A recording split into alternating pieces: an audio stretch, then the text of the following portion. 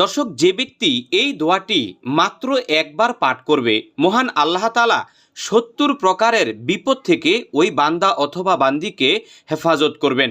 এর মধ্যে সর্বনিম্ন বিপদের নাম হলো দরিদ্রতা।